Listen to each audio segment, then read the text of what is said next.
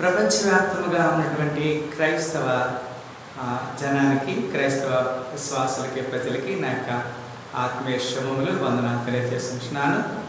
ప్రాముఖ్యంగా ఈ రోజున the world is very much observing the day of global day of prayer. మరి and also it is called as a day of Pentecost. మరి Pentecost అనేటువంటి దినము గురించి ప్రపంచమంతా కూడా ఎదురు చూస్తూ ఉన్నది. Today entire world is celebrating the day of Pentecost. Pentecost అనే మాటని మనం చూసినప్పుడు it is nothing but God send his holy spirit what he was promised.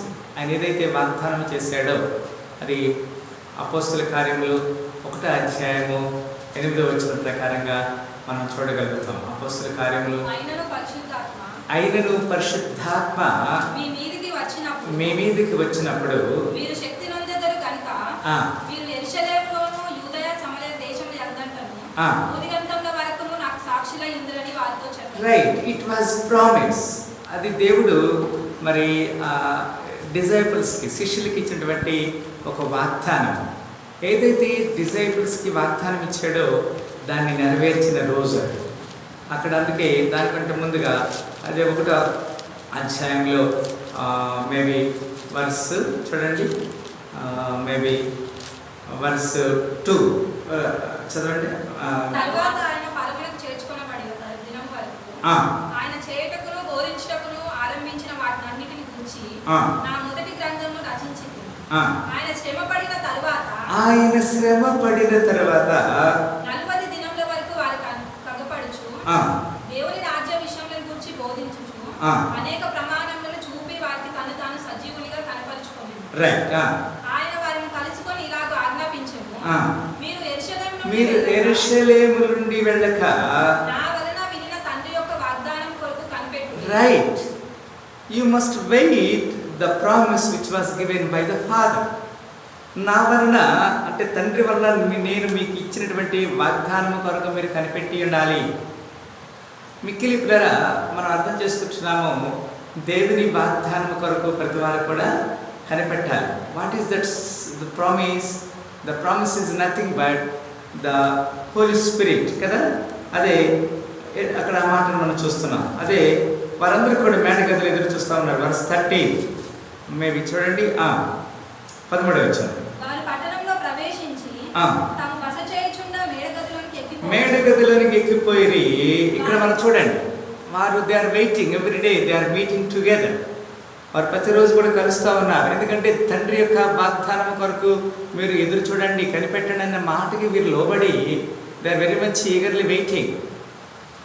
The 12 disciples and Mother Mary and one more person, maybe all together 13 మంది అక్కడ మేడగదిలో ఎదురు చూస్తున్నప్పుడు పండుగ దినం వచ్చినప్పుడు అందరూ ఒక చోట కూడి ఉండేది.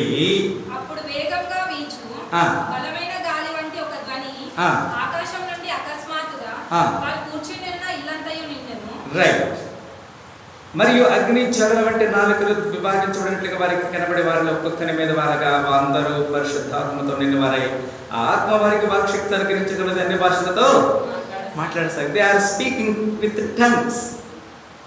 వారు దేవుని యొక్క వాగ్దానం కొరకు they are very much waiting for the God's promise and they are getting. దేవుని యొక్క వాగ్దానం కొరకు వారు ఎదురు చూశారు. ఆ వాగ్దానాన్ని వారు పొందుకున్నారు. అయితే పిల్లరా, మరి ఆ వాగ్దానం ఏంటంటే the promise is nothing but the holy spirit. God want to send the holy spirit. He has sended. ఆయన చెప్పినటువంటి ఆ పరిశుద్ధాత్మను పంపించాడు. ఇక్కడ this also it was written in the scriptures and promise and prophecy regarding verse 16 2వ అధ్యాయం 16వ వచనం. యావేలు ప్రవక్త ద్వారా చెప్పబడిన ఈ సంగతి ఇదే, ఏమనగా right, I will pour my spirit upon the end days. అంత్యదినములందు నేను మనుషులందరి మీద నా ఆత్మని కుమ్మరిస్తాను. ఇట్లా ఈ విషయాన్ని we should notice this. Everybody should aware. ప్రతి వారు కూడా అర్థం చేసుకోవాలి, దీన్ని మనం ఆలోచన చేయాలి. ఎందుకంటే it is not happens a single day. ఒక రోజులో జరిగిన మాట కాదు ఇది. It was given the ప్రొఫెసీ and it will be fulfilled. And also it is the promise given by the father. ఇది తండ్రి చేత ఇవ్వబడినటువంటి వాగ్దానము. అంత మాత్రం కాదు, ప్రవక్తల ద్వారా చెప్పబడినటువంటి ప్రవచనము. ప్రవచనం ఎప్పుడు కూడా నెరవేర్చడానికి దేవుడు తొందరపడతా ఉంటాడు. ఇక్కడ మనం అర్థం చేసుకుంటున్నాం కదా, దేవుని యొక్క ప్రవచనాన్ని నోబడి కెనాట్ ఎస్కేప్. దానికి ఉద్దేశాన్ని ఎవరు కూడా తప్పించుకోలేరు. అక్కడ ఏం చెప్తున్నాడంటే, మీ కుమారులను మీ కుమార్తెలను ప్రవచించెదరు, మీ యవ్వనులకు దర్శనములు కలుగును, రైట్.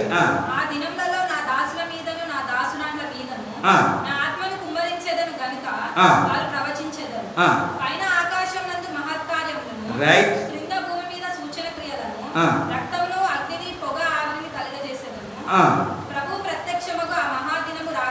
రాకమరుపు సూర్యుడు చీకటిగాను చంద్రుడు వ్యక్తముగాను మారును, అప్పుడు ప్రభు నామమును బట్టి ప్రార్థన చేయమనందరూ రక్షణ పొందుతారు. లేదా మరి ఇవన్నీ కూడా సూర్యుడు నలుపై రోజు, చంద్రుడు ఎరుపై రోజు, దేవుని యొక్క రాకడలో ఇవన్నీ కూడా జరుగుతాయి. దేవుని యొక్క మాట ఖచ్చితంగా కదండి, అది ఆయన మాట చెప్తాడు. నా మాట సుత్తి వంటిది కాదా, సబ్బు వంటిది కాదా, నా మాట అగ్ని వంటిది కాదా. ఎస్, ఆయన మాట నెరవేర్చే గడియ కొరకు మనందరం కూడా ఎదురు చూడాలి. అప్పుడు ప్రభు నామను బట్టి ప్రార్థన చేయమనందరూ రక్షణ పొందుతారు. లేదా మరి ప్రభు నామమున ప్రార్థన చేసే మనందరం కూడా రక్షణ పొందడానికి దేవుడు మనకు ఒక అవకాశం ఇస్తున్నాడు. We should prophecy which is God's promise. దేవుని యొక్క వాగ్దానాన్ని, దేవుని యొక్క ఉద్దేశాన్ని మనము చెప్పగలుగుతాం. ఆల్ యూత్ కదండి, యవనస్తులు కదా, ఆల్ ఓల్డ్ ఏజ్ పీపుల్, మీ యొక్క వృద్ధులు కలలు కంటారు. They are dreaming. దేవుని యొక్క ఉద్దేశం, దేవుడు చెప్పిన ప్రతి మాట కూడా నెరవేరుతుంది. ఏమిటిది? మనము ఒకవేళ కొంతమంది అనుకుంటారు మరి పెంతెకోస్తు అంటే పెంతెకోస్తు లేదా ఆత్మ అనేది ఇది పెంతెకోస్తు వాళ్ళకేమో, ఇది కొత్త నిబంధన భక్తులకేనేమో, పాత నిబంధన భక్తులకి లేదేమో అట్లా అనుకుంటారు. No, it is even in the Old Testament. ఆదికాండములో 1వ అధ్యాయము 2వ వచనం మనం చూస్తున్నాం. ఆదికాండము 1వ అధ్యాయము, భూమి నిరాకారముగాను శూన్యముగాను ఉండెను, right. The Spirit of God is moving upon the surface of the water. దేవుని యొక్క ఆత్మ అక్కడ మరి అలలాడుచున్నది పిల్లరా. అంటే కొంతమంది అనుకుంటూ దేవుని ఆత్మ, what is the spirit of God?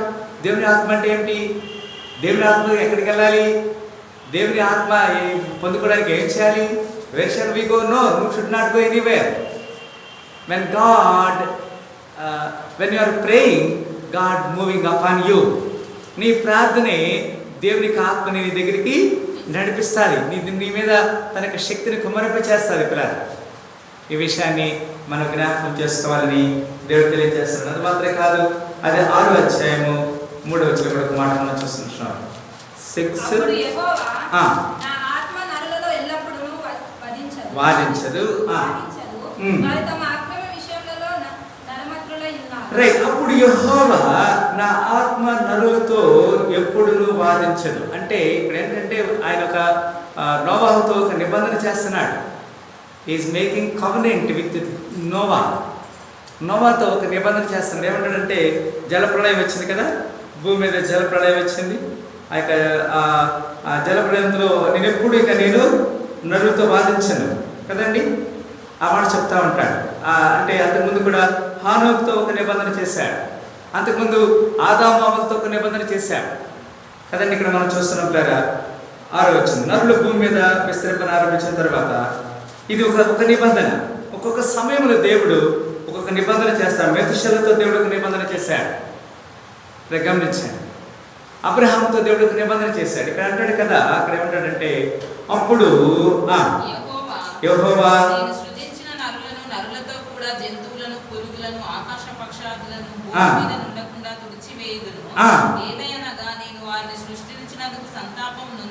Right. ఇక్కడ గమనించండి, అంటే ఒక తీర్మానం ఎవరితో చేస్తున్నాడు? నోవాహుతో. అది 9వ వచనం. నోవాహు వంశావళి ఇది. నోవాహు నీతిపరుడు తన తరములో నిందారహితుడై రైట్ ఉండెను. ఆయనతో ఒక నిబంధన చేస్తా ఉంటాడు. లేదా దేవుడు మనతో ఒక నిబంధన చేయడానికి ఆయన సిద్ధంగా ఉన్నాడు. ఈవెన్ టుడే దేవుడు ఆ తర్వాత దావీదుతో నిబంధన చేశాడు, సొలొమోనుతో నిబంధన చేశాడు, ఇశ్రాయేలుతో నిబంధన చేస్తూ వస్తున్నాడు. Is making covenant between God and the people, but they are disobeying God's covenant. చూడండి, మీరు అమోనీయులతో మోయాబీలతో మీరు సహవాసం చేయొద్దని చెప్పారు, వీళ్ళు పోయి వాళ్ళతో సహవాసం చేస్తున్నారు కదా.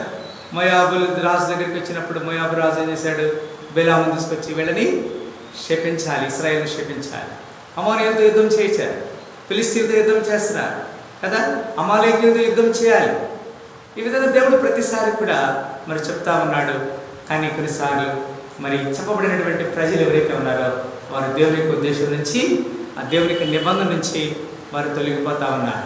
మోషే 10 ఆజ్ఞలు ఇచ్చాడు, వారితో ఒక నిబంధన చేశాడు, మీరు ఈ 10 ఆజ్ఞలకు లోబడాలని చెప్పాడు. అనేక సార్లు నేను మీకు దేవుడిని, మీరు నాకు కుమారులై ఉంటారని చెప్పాడు అనేక సార్లు. కానీ వారు దేవుని యొక్క ఆజ్ఞని వారు తృణీకరించినట్లుగా మనం చూస్తున్నాం. ఐజాయా 42:1, యెషయా గ్రంథము 42వ అధ్యాయము 1వ వచనం విధంగా రాయబడినది. 42:1.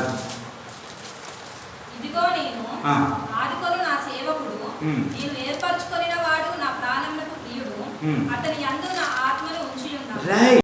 ఇదిగో నేను ఆదుకొను నా సేవకుడు, నేను ఏర్పరచుకొనిన వాడు, నా ప్రాణమునకు ప్రియుడు.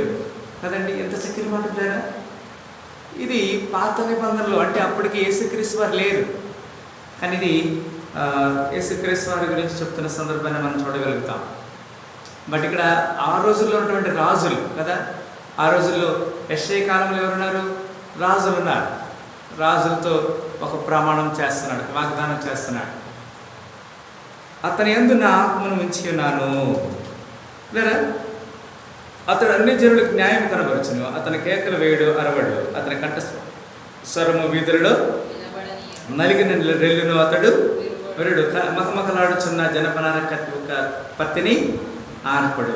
గమనించండి, యేసుక్రీస్తు వారి గురించి కదా అనేక సార్లు మరి యెషయా అనేటువంటి భక్తుడు 53వ కీర్తనలు అయితేనేం, యెషయా గ్రంథంలో అయితేనేం, 42 అయితేనేం, ఇంకా 58వ అధ్యాయంలో కూడా మరి అది కొత్త నిబంధనలో జరగాల్సిన విషయాలను ఇక్కడ ఆయన ఎత్తి రాశాడు కదా. మరి 53వ అధ్యాయంలో కదా అతను వదకు తేబడిన గొర్రె పిల్ల వలె అని చెప్తాడు. 58వ ఉపవాసం గురించి చెప్తాడు.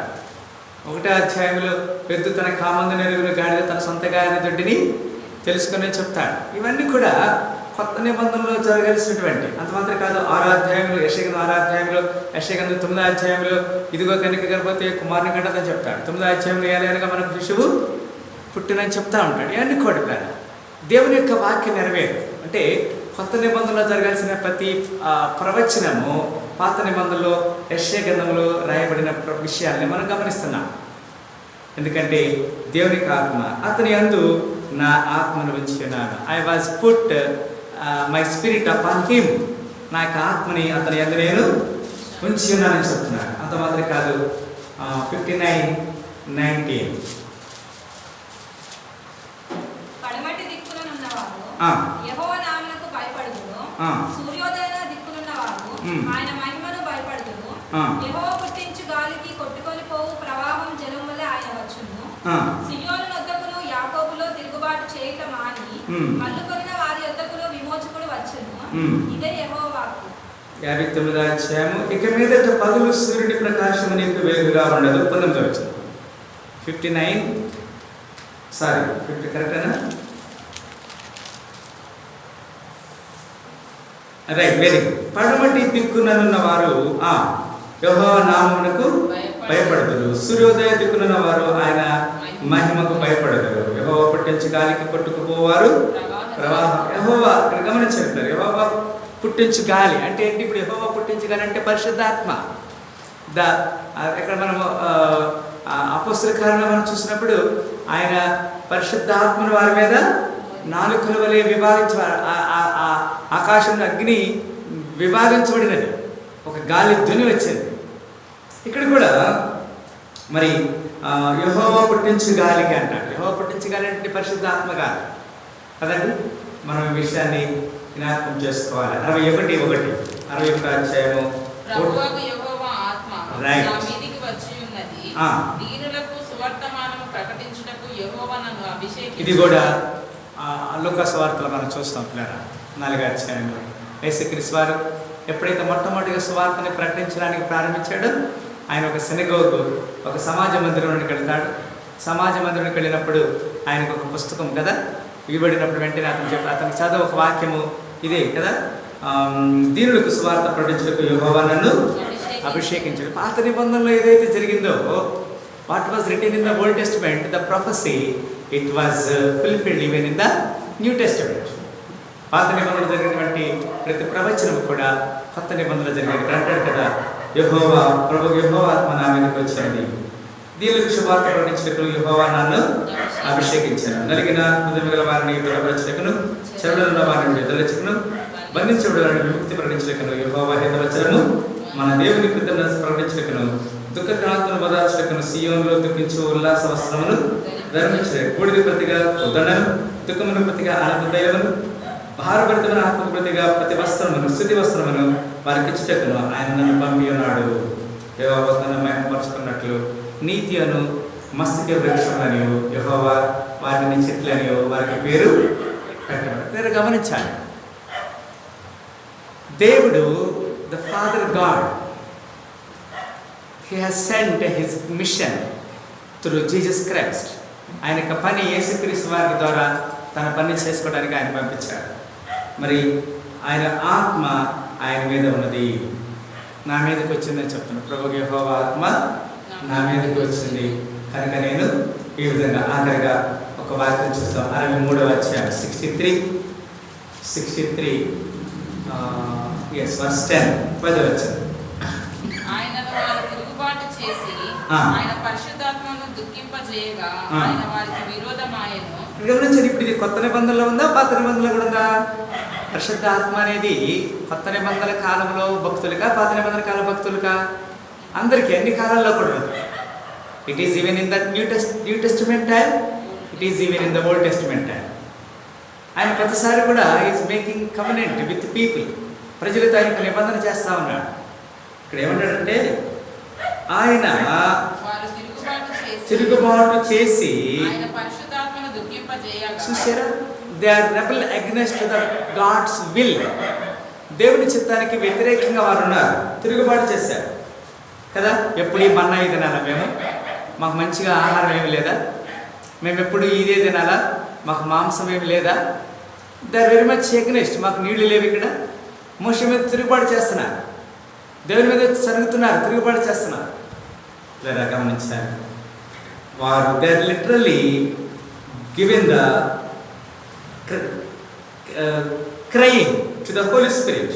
దుఃఖ పరిశుద్ధాత్మను ఏం చేస్తున్న వాళ్ళు దుఃఖింప చేస్తున్నారు. ఆయన పరిశుద్ధాత్మను దుఃఖింప చేయగా ఆయన వారికి విరోధం. ఎస్, కొన్నిసార్లు మనం అర్థం చేసుకుంటున్నా, when we are speaking against God's spirit. అందుకే ఒక సందర్భంలో యేసుక్రీస్తు అన్నారు, మరి మనిషి కుమారునికి వ్యతిరేకంగా మాట్లాడిన వారితో పర్వాలేదు, కానీ పరిశుద్ధాత్మకు వ్యతిరేకంగా మాట్లాడిన వారికి ఈ లోకంలోను పరలోకంలోను వారికి ఏం లేదు, వారికి ఈ they are not even counted, వారి లెక్కలోకి తీసుకురాబడరు. సో కనుక మనం జ్ఞాపకం చేసుకోవాలి. లేదా మరి మన జీవితంలో దేవుడు మనకన్నీ మేలు చేస్తూ ఉన్నాడు. Is doing so many miracles కదా. మరి దేవుని యొక్క మరి ఏర్పాటుని మనం జ్ఞాపకం చేసుకోవాలి. మరి పరిశుద్ధాత్మ శక్తిని, పరిశుద్ధాత్మ మరి సన్నిధిని మనం కోల్పోకుండా ఆయన కొరకు ఎదురు చూడాలి.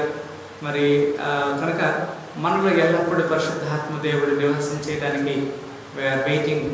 ఏమి లేదు, పరిశుద్ధాత్మ ఎప్పుడు నివాసం చేస్తారంటే మనం సంతోషంగా ఉండాలి, ఇతరులను ప్రేమించాలి, ఇతరుల కొరకు మనం సహాయము చేయాలి, ఇతరులను మనం ఆదరించాలి, దయ చూపించాలి, దీనత్వం కలిగి ఉండాలి. అప్పుడు పరిశుద్ధాత్మ మన దగ్గర ఉంటాడు. అదే ఆత్మఫలం. మనం కక్షలు, క్రోధము, విమతములు, అసూయలు ఇవన్నీ కలిగి ఉంటే పరిశుద్ధాత్మ మన దగ్గర ఉండదు. It is away for our life. మన జీవితం నుంచి దూరంగా ఉంటారు. When we are being good things towards God, దేవుని కొరకు మంచి పనులు చేస్తామో, the holy spirit is come near to us and he will stay with us. ఆయన మనతో ఉంటాడు, ఆయన మన కొరకు గొప్ప కార్యాలు చేస్తాడు. కనుక ఈ సాయంకాల సమయంలో మరి ఇక్కడ వచ్చిన మనందరం కూడా పరిశుద్ధాత్మని దుఃఖపరచకుండా మనలో ఉన్నటువంటి ఆత్మ సహాయం కొరకు మరి పరిశుద్ధాత్మని మనము ఆశీర్వాదకారకుడిగా ఆయన మనకి ఇచ్చాడు కదా. మీరు నా కొరకు విన్న సంగతుల కొరకు మీరేం చేయాలి, యెరూషలేములో వేచి ఉండమని చెప్పాడు. You just wait upon my promise, నా యొక్క వాగ్దానం కొరకు కనిపెట్టమని చెప్పారు. సో వారు మేడగదిలో కనిపెట్టినప్పుడు ఆత్మ నాలుకల వలె విభాగించబడినట్లుగా వారందరి మీద వాళ్ళుగా వారు అన్ని భాషలతో మాట్లాడారు. ఈ సాయంకాల సమయంలో మరి మనందరం కూడా even today the same spirit is working oneness together. మనలో ఒకటిగా ఐక్యతతో కలిసి పనిచేస్తుంది కాబట్టి మనం దేవునికి లోపడదాం, దేవుని చిత్తానికి లోపడదాం. అలాంటి కృపలో దేవుడు మనందరం కూడా దీవించి ఆశీర్వదించింది గాక. ప్రార్థన చేసి కొడుకును ముగించుకుందాం. ప్రార్థన. స్తోత్రములు ప్రేమ గల తండ్రి, ఈ గ్లోబల్ డే ఆఫ్ ప్రేయర్ కొరకు 2021 సంవత్సరం మే నెల 23వ తారీఖు ప్రభా మాకు ఇచ్చిన శ్రేష్టమైన సమయము, సంఘము స్థాపించబడిన రోజు. ఆ రోజే పరిశుద్ధాత్మ మీ మీదకి వచ్చినప్పుడు ఆ రోజే సంఘము మేడగదిలో సంఘము ప్రారంభించబడినది. కనుక మేమందరం కూడా ప్రభా నూతన నిబంధన సంఘానికి, క్రీస్తు సంఘానికి మేము రాయబారులుగా ఉండి మీ చిత్తాన్ని ప్రకటించే భాగ్యం మీరు మాకు చెందుకున్న ఆశ్రయించున్నాం. ఉదయకాల సమయంలో కూడా చిన్నపిల్లలందరూ దర్శించండి, వారు అవసరం తెచ్చండి. మీ సాక్షి జీవించి కృపదాచమని సకల ఘనత మహిమ ప్రభా వస్తుంది.